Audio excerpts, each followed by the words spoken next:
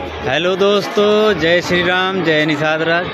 देखिए हम लोग आए हैं घूमने, हम अपने परिवार के साथ घूमने आए हैं। देखिए बच्चे हमारे इधर हैं और ये देखिए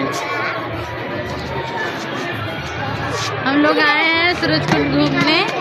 ये देखिए 1 जनवरी हम लोग ये पीछे मंदिर है, ये देखिए ये मंदिर है सूर्य भगवान का। और यहाँ देखिए मछलियाँ कितनी हैं, ये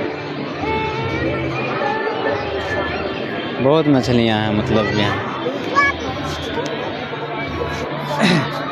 तो हम लोग आज नए साल के शुभ दिन, आज पहले दिन पर हम लोग घूमने आए हैं अयोध्या सूर्यकुंड। ये देखिए बेटा चढ़ो ना उसको। खूबसूरत नज़ारा। कई बार आए हैं लेकिन सोचे आज वीडियो बना के डालते हैं। ये मंदिर है।